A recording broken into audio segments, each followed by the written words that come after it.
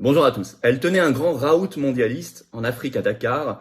Il y a quelques jours, la fondation Bill et Melinda Gates a fait des annonces incroyables concernant essentiellement deux secteurs, notre santé, notamment les injections, l'ARN messager, et la modification de l'alimentation, du vivant. C'est un sujet extrêmement important, les patriotes sont très positionnés et le seront de plus en plus. Je vais vous expliquer tout ce qui a été dit, tout ce qui a été annoncé. Alors, vous allez évidemment le deviner, l'Union européenne, Ursula von der Leyen, parce qu'ensuite Bill Gates est passé par Bruxelles, mais ça ne vous est pas dit, a aussi fait des déclarations. Elle est toujours dans les mauvais coups, bien évidemment. Je vous explique tout ça dans cette vidéo. L'actualité est dominée par ce qui est en train de se passer au Proche-Orient, ce qui s'est passé dramatique en France, bien évidemment, mais il ne faut pas du tout négliger ce qui se passe aussi. Nous reviendrons sur cette actualité, nous sommes revenus largement, mais il ne faut pas négliger ce qui se passe à côté, parce que le projet mondialiste est cohérent et qu'il avance. Parfois, il profite du fait qu'on ne dise pas les choses. Nous disons les choses ici, partagez-les si vous voulez bien diffuser cette vidéo, relayez-la, vraiment c'est important, pour réveiller des gens, les secouer. Et puis abonnez-vous à cette chaîne YouTube si vous voulez bien, vous cliquez sur s'abonner en dessous pour le faire, un petit clic c'est gratuit. Ou vous réabonnez-vous si YouTube vous a désabonné, vérifiez, ça arrive. Eh bien, ça permettra une meilleure diffusion, un meilleur référencement. C'est-à-dire que la vidéo sera davantage recommandée par YouTube si vous êtes abonné plutôt que pas abonné, donc on va toucher de nouvelles personnes. On s'en sortira plus vite s'il y a plus de résistants que de gens endormis. C'est pour ça que je vous demande ça. Je vous en remercie, je sais que vous l'avez compris. Bien évidemment, je vous rappelle que l'inscription pour colomber les deux églises, notre hommage national tous les ans, le 9 novembre prochain, déjeuner, on se recueille sur le cimetière pour le général de Gaulle, eh bien l'inscription est ouverte. Attention, il y a un nombre de places limitées. Il y a un lien pour s'inscrire réservé sous la vidéo en description dès maintenant, bien sûr. Et moi, je vous attends. Je vous rappelle la pétition nationale pour la démission du ministre de la Santé Aurélien Rousseau suite à ses propos inqualifiables sur l'absence d'effets secondaires. Je vous dis ça parce qu'on va en reparler dans la vidéo. Cette pétition est toujours disponible à signer, à relayer sous la vidéo en lien en description. Allez, on y va. Les nouveaux projets fous de Bill Gates. Avec Ursula von der Leyen qui s'est mise là-dedans, l'Union européenne toujours dans les mauvais coups. Pour ceux qui voulaient un argument supplémentaire pour la sortie de la France de l'Union européenne, le fameux Frexit, ils en ont un. On va parler santé et alimentation transformée.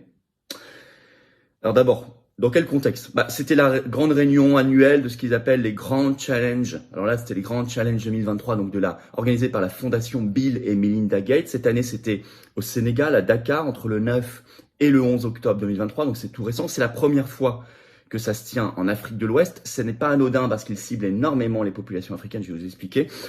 Et à cette occasion, d'ailleurs, Bill Gates a annoncé qu'il allait ouvrir un bureau à Dakar l'année prochaine de manière permanente. Donc ils veulent vraiment investir. Alors il y avait, selon la fondation, dans ce grand challenge 2023, je cite, des scientifiques et chercheurs du monde entier. Bon, alors premier axe, les vaccins, entre guillemets, les injections ARN messager, ARNM, pour l'Afrique.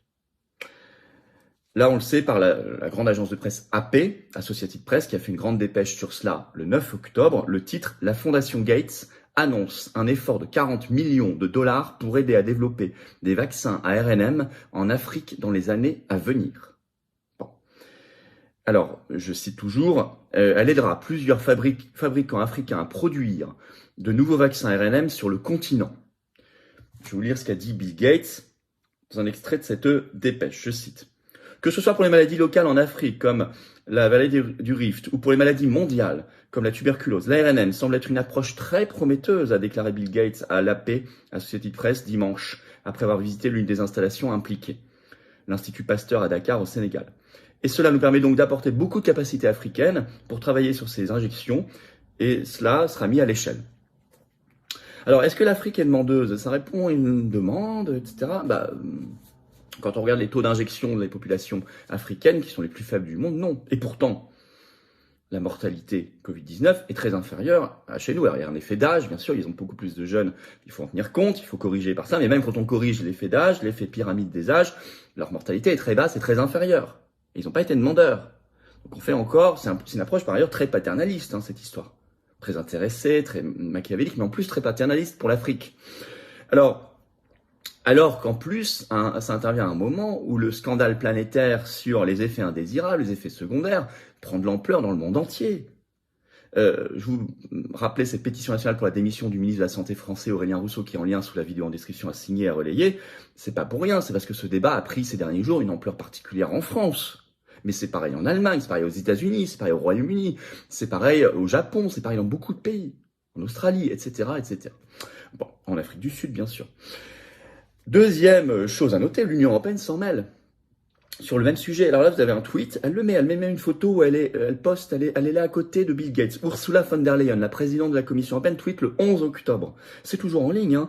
Elle écrit ceci, elle fait 2 tweets même. Le premier, avec la Fondation Gates, nous engageons plus d'1 milliard d'euros dans les efforts de santé mondiaux pour renforcer les systèmes de santé dans les pays qui en ont le plus besoin. C'est absolument magnifique. Bon, ça veut dire concrètement ça veut dire investir dans les injections. Et puis c'est très hypocrite. Elle veut renforcer les systèmes de santé des pays. Mais l'Union européenne détruit nos propres systèmes de santé depuis des années et des années. Et cette année, elle réclame encore 600 millions d'euros de coupes dans l'hôpital public français. Parce qu'Aurélien Rousseau lui a servi sur un plateau dans le budget 2024 de la France. Donc c'est une hypocrisie totale. Il y a un autre tweet d'Ursula von der Leyen, il faut que je vous le lise. Il est très très explicite, je vais vous le lire.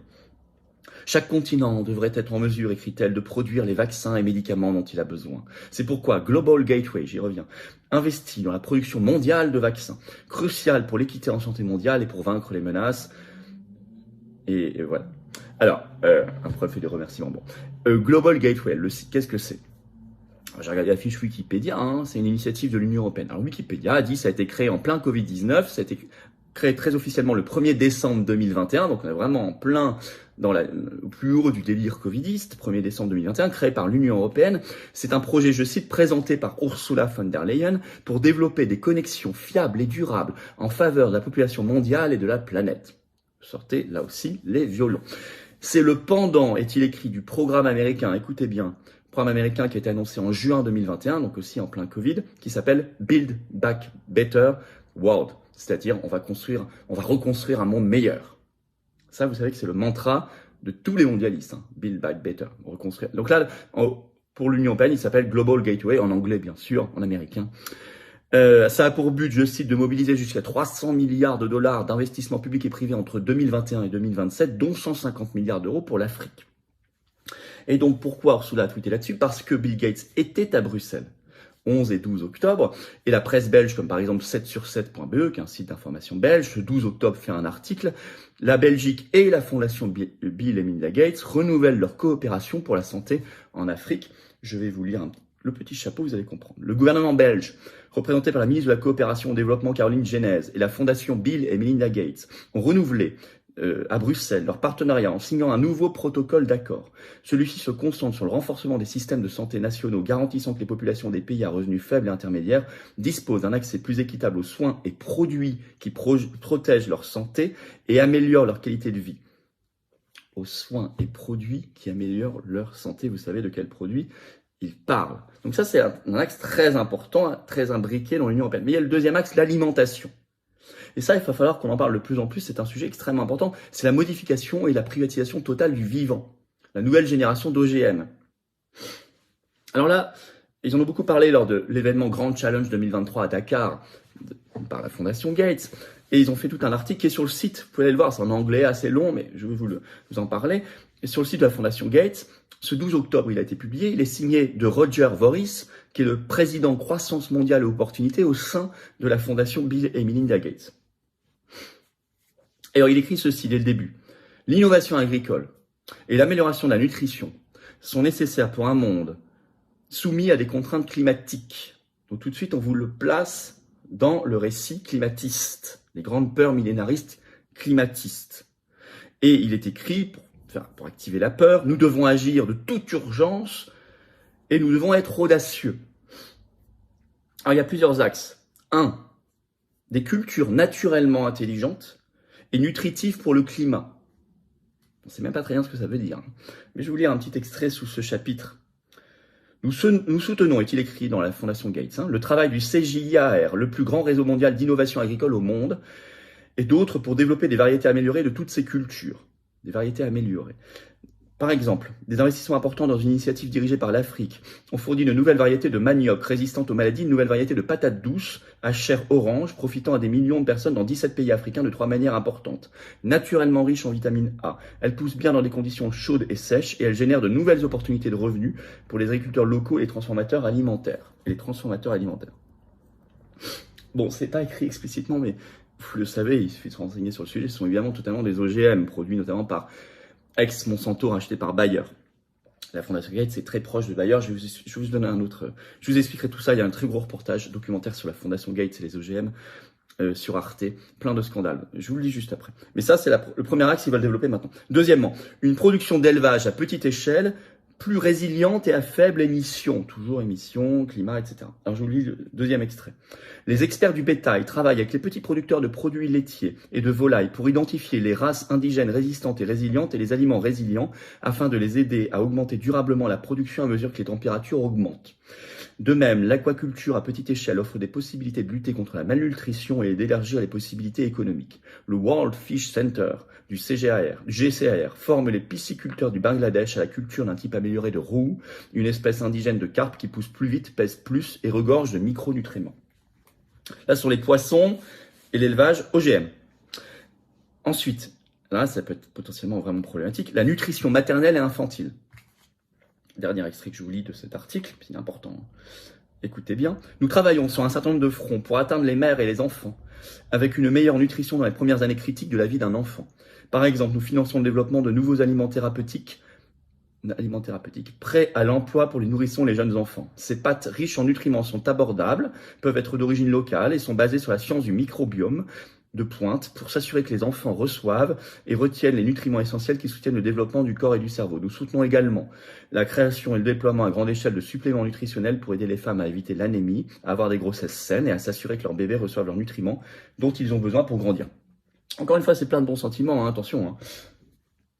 Mais si vous creusez derrière les mots, vous voyez qu'on est dans une modification, une privatisation totale du vivant. Alors, ça a été très étudié par un reportage très intéressant qui était passé sur Arte en 2021 qui s'appelle « L'Afrique, les OGM et Bill Gates ».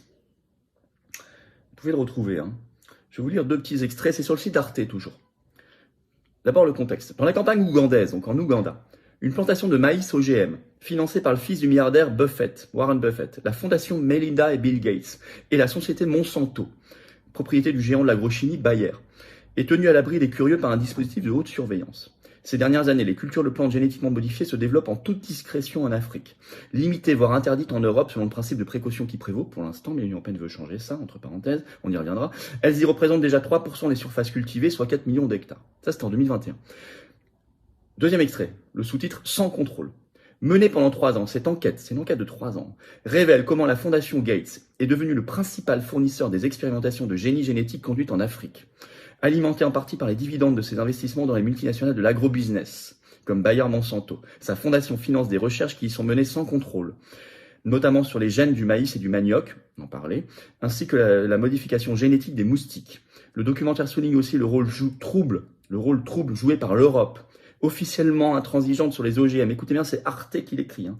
À cause des risques potentiels pour la santé et l'environnement, l'Union européenne abonde pourtant les fonds privés créés par le milliardaire américain Gates pour développer en Afrique ce qu'elle interdit sur son propre territoire pour l'instant. C'est extrêmement important. Ça a été dit là, il y a quelques jours à Dakar.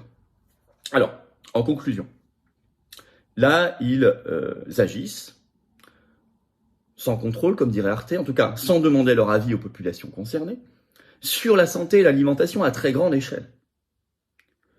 Ça ne concerne pas que l'Afrique, bien compris que ça nous concerne aussi.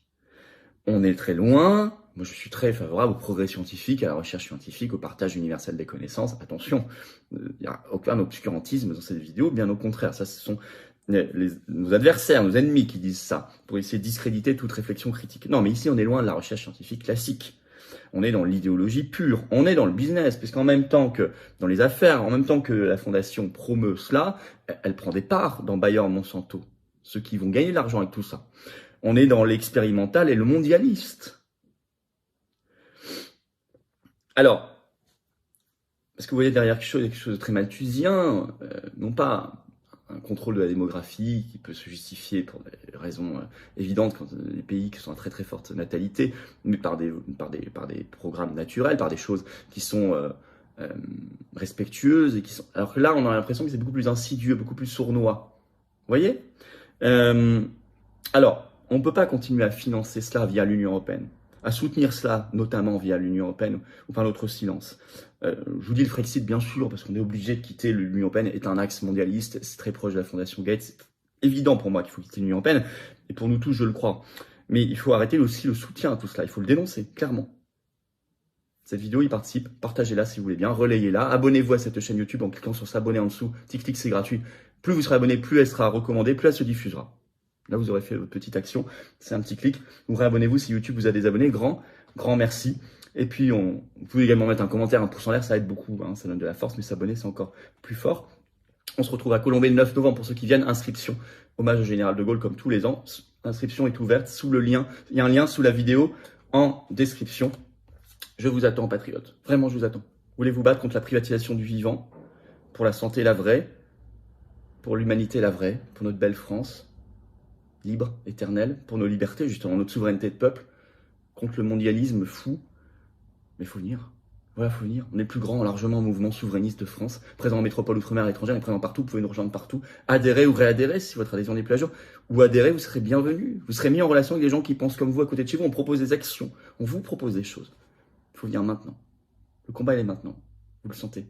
Vous le sentez. Ce combat pour la paix aussi. Vous pouvez adhérer, réadhérer, c'est le premier lien sous la vidéo en description, c'est le même. Ce lien est également en commentaire épinglé, une petite fiche maintenant sur l'écran et dans les dernières secondes de la vidéo, un lien apparaît. Faire un don de soutien au mouvement pour nous permettre de faire plus d'actions concrètes, c'est le deuxième lien sous la vidéo en description. Ouais. Ça permet de faire des choses parce qu'on n'a pas les millions, les milliards du système, de tout ça. Tous ces gens-là, on ne les fréquente pas, c'est pas nos amis, c'est nos ennemis, nos adversaires. On n'a pas les copains journalistes, banquiers, grands banquiers, oligarques. Mais on fait. Vous pouvez faire un don de soutien. Tout ça, c'est défiscalisé aux 2 tiers pour vous. Hein. Baisse d'impôts concrète pour vous. Hein. Vous mettez 100, ça fait presque 70 € hein, de défiscalisation. Vous mettez 6 000, c'est 4 000. Vous mettez 10, c'est presque 7 €. Donc bravo, donateurs, réadhérents, bienvenue aux nouveaux adhérents patriotes. Vive la France.